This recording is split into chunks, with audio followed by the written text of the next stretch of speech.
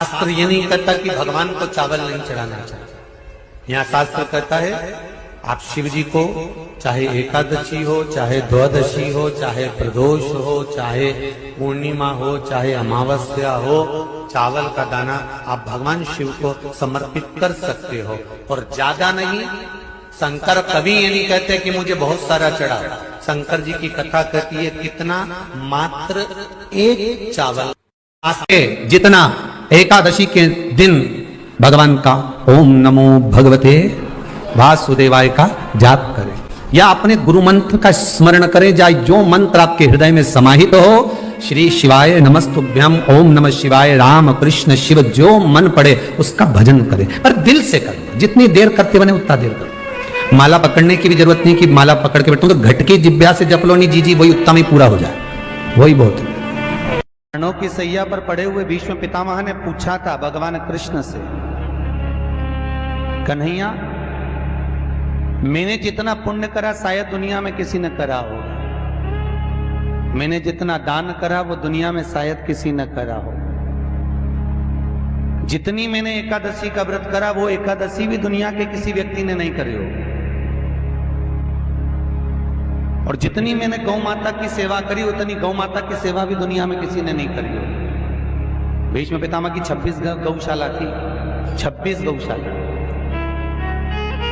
और जितनी 26 एकादशी होती है उस एकादशी के नाम पर भीष्म पितामह की एकादशी की गौशाला थी।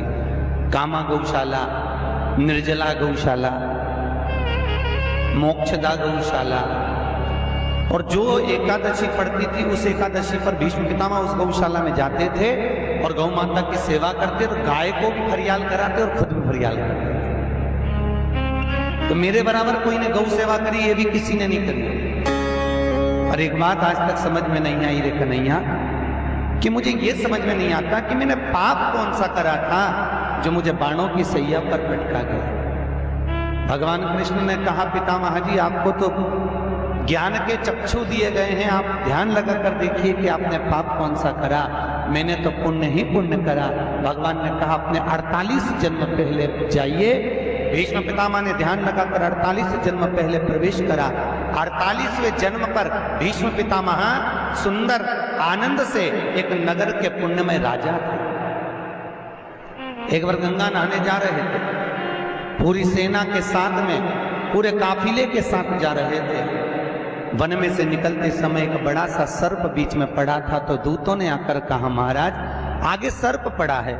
पितामह ने कहा एक काम करो, वो राजा के रूप में पितामह बोले उस सर्प को उठाकर एक कोने में डाल दीजिए और अपना रास्ता सुलभ करिए।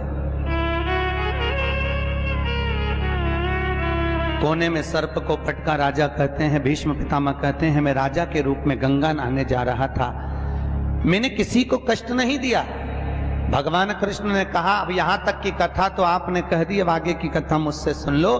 तुम्हारे दूतों ने सर्प को उठाकर बमूल के कांटे की झाड़ियों में पटक दिया और वो कांटे सर्प को चुभ गए। सर्प उसमें तड़प तड़प कर मर गया। सांप जैसे तड़प तड़प कर मरा, भीष्म पितामह तुमको भी ऐसे ही तड़प तड़प कर मरना पड़ेगा। ये कर्म का दंड मनुष्य को भोगना पड़ता है।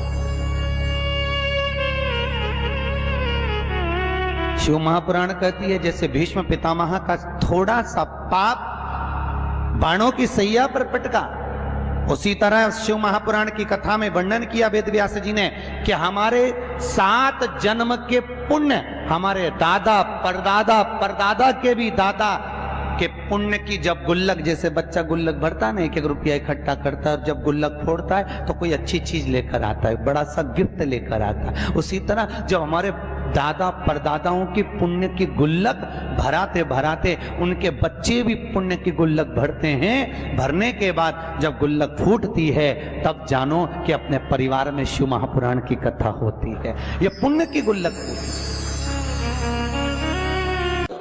भीष्म पितामह ने जितनी एकादशी करी शायद दुनिया में किसी ने इतनी एकादशी नहीं करी। तो भीष्म पितामह ने जो एकादशी करी उसका पुण्य भीष्म पितामह को देना। क्या करना पड़ेगा?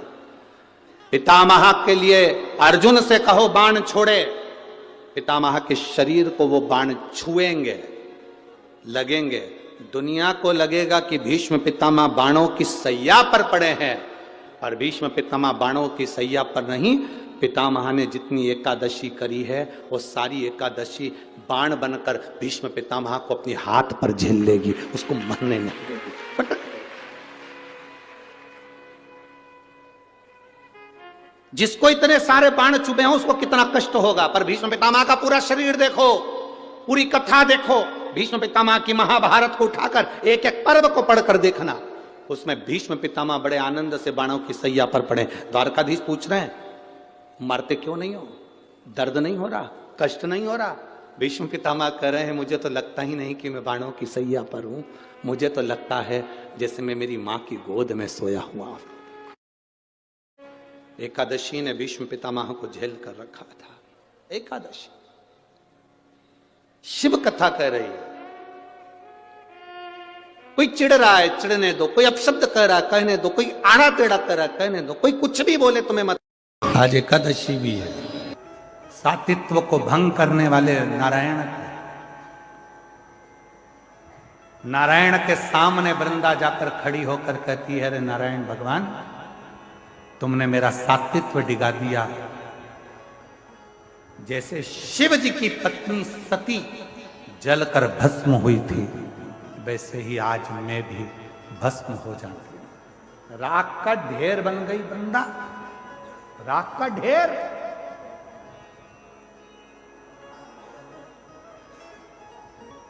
क्यों? दुनिया के लोग कहते हैं भगवान शंकर भस्म धारण करते हैं, उनके भस्म को देखकर एक बार भगवान नारायण ने भी मुस्कुरा दिए थे और कह दिए थे इस भस्म में ऐसा क्या है। 2 बार भगवान नारायण भगवान की लीला पर मुस्कुराए थे और दोनों बार भगवान नारायण को उस लीला का दर्शन करना पड़ा।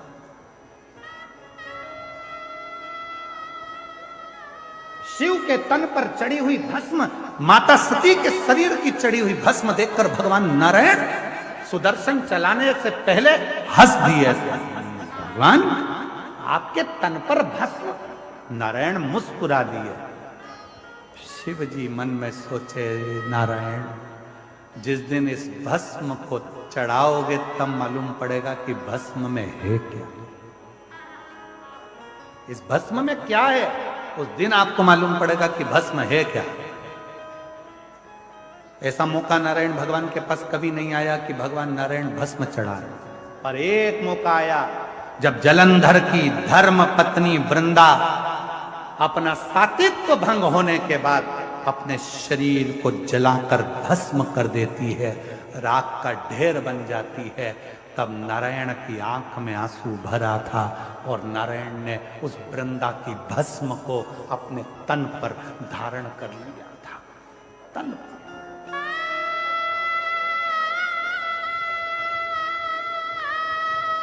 तन पर भस्म चढ़ी है।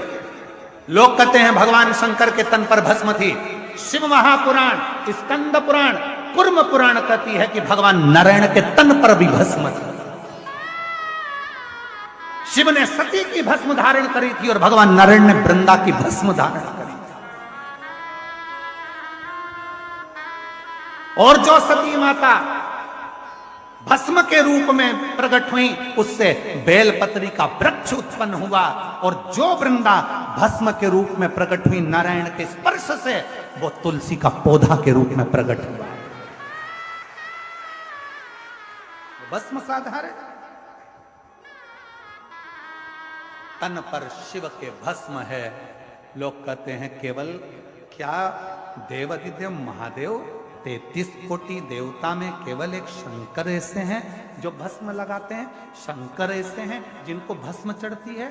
भगवान नारायण ने भी अपने तन पर भस्म धारण करी थी, बस अंतर इतना है शिव सती की भस्म लगाए थे और नारायण वृंदा की भस्म लगाए थे। वृंदा की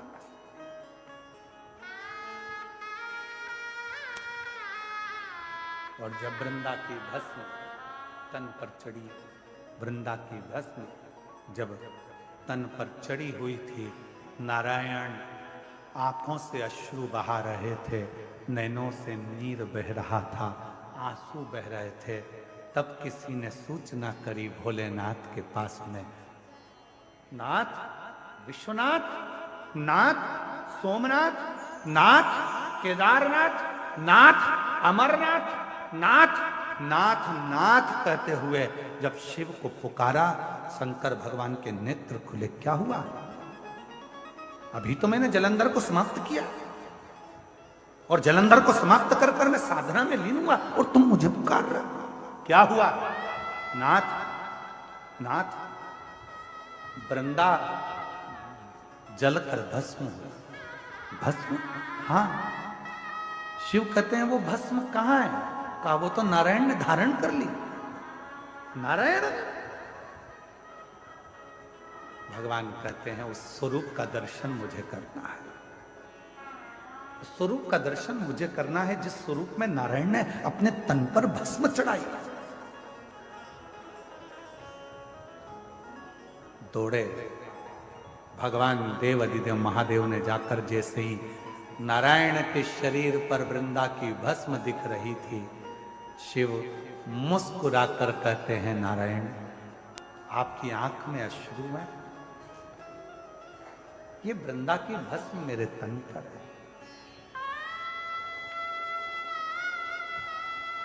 शिव कहते हैं केवल संसार के मनुष्य के लिए यह बात नहीं, जैसी करनी वैसी भरनी हमारे लिए भी निश्चित है। एक दिन मैंने भस्म धारण करी थी, आपके चेहरे पर मुस्कुराहट थी। आज आपने भस्म धारण करी है।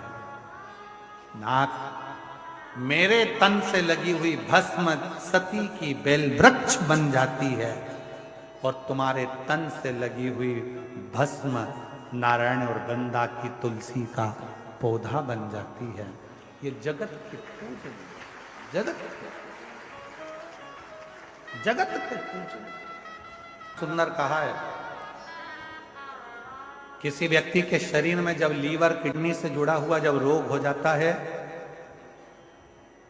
किडनी काम करना बंद कर देती है, डायलिसिस चालू हो जाता है, लीवर काम करना बंद कर देता है, तब अलोनी गोबरी की भस्म, अलोनी गोबरी जानते हो, पहले भी कथा में बताया, गाय ने गोबर करा, देसी गाय ने जैसी गोबर करा, सूख गया, उसका कंडा हो गया। सूखने के बाद उस गोबरी को जलाया, जलाकर जो भस्म बनी कपड़े से छाना, छानने के बाद वो भस्म जब हाथ में लेकर भगवान नारायण का हरिहर का नाम लेकर, ये कथा हम पहले बात चुके हैं हरिहर कथा में, हरिहर भगवान का नाम लेकर जब शिव जी के शिवलिंग पर वो भस्म का त्रिकुंड लगता है और उस भस्म को लाकर सुबह सुबह मुख में रखा जाता है तो उससे लीवर और किडनी जैसे रोग भी समाप्त होने लगते हैं।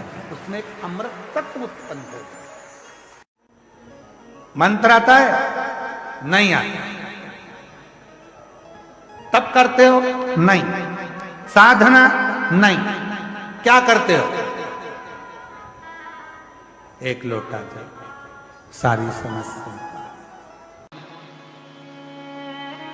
कहां से प्रगटी है?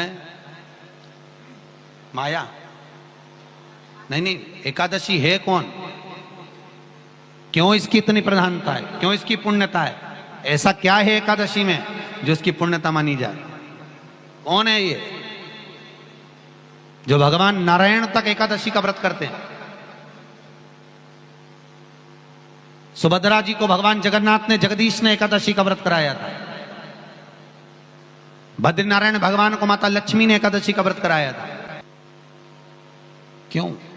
चंद्रायण एकादशी व्रत की माता। एकादशी है कौन? तो कहा जिसको व्रत करने पर भगवान नारायण भी जिसका व्रत करते हो, भगवान माता लक्ष्मी जिसका व्रत करती हो, वो एकादशी है कौन? तो शास्त्र वर्णन करता है महाराज, स्कंद पुराण का सुंदर चातुर्मास्य खंड के अंतर्गत वर्णन आया है महाराज। एक बार भगवान विष्णु आनंद में विराजमान थे, पद्मावती और माता लक्ष्मी दोनों उनके पास में विराजी हुई थी, दोनों बैठी। भगवान लक्ष्मी और पद्मावती दोनों बैठी, एक सिर के पास, एक चरण के पास। कुछ समय बाद वहीं पर ब्रह्मदेव का आगमन हुआ और ब्रह्मा जी आगमन पाकर भगवान नारायण पद्मावती से लगकर उठे और उठकर लक्ष्मी की ओर झुके। झुकने पर इन तीनों के समागम से भगवान नारायण के हृदय चित्त से एक कन्या प्रकट हो गई। उस कन्या का नाम एका था। क्या नाम था? एका। अब 10 उसके गुण इतने प्रबल थे, वो 10 गुण उसके बड़े प्रबल थे कि वो एका जिसको निहारती थी उसको संपदावान बना देती थी। जिसको देख लेती थी उसके जीवन में वो आनंद की अनुभूतियां करा देती थी। एका जिस मार्ग से जाती थी उस मार्ग के द्वार खोल देती थी। एका का पुण्य इतना पुण्य प्रखर। पद्मावती और लक्ष्मी ने कहा, महाराज ये बेटी आपके द्वारा निर्मित हुई है, इसका कन्यादान करना चाहिए। हमारे यहाँ हिंदू धर्म में रीति है, जिस दिन कन्यादान करा जाता है उस दिन व्रत रखा जाता है। व्रत रखना, एका का कन्यादान करना है। भगवान बोले कन्यादान करें, किसको दें? एका किसको दी जाए? एका प्रदान किसको करी जाए? पुण्यता किसको दी जाए? भगवान नारायण ने उसी समय लक्ष्मी और पद्मा से पूछा, तुम बताओ। पद्मा लक्ष्मी दोनों एका से पूछी, एका बताओ इसका पुण्य हम आपका हस्त कमल आपको प्रदान किसको करें, हम किसको दें? एका कहती है पिताजी। भगवान से कहती है नाथ कृपा करिएगा, मेरे को अगर प्रदान करना चाहती हो, अगर मुझे देना चाहते हो तो एक काम करिए, एक काम करिए। यदि आप देना चाहते हो तो भगवान एक काम, माता ने कहा कि पिताजी अगर कुछ देना चाहते हो तो ऐसी कृपा करो, संसार के मनुष्य अगर मृत्यु लोक में आकर के अंदर 2 एकादशी का भी पुण्य भाग अगर ग्रहण करते हैं तो ये एका उनकी होती है और वैकुंठ का राह खोल देती है। इनके जाने से पहले अगर मैं प्रवेश करती हुई जाऊंगी और इनके मार्ग को सुलभ बनाती हुई जाऊंगी।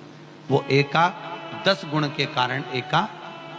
2 चीजों को याद रखिए, गौदान और एकादशी।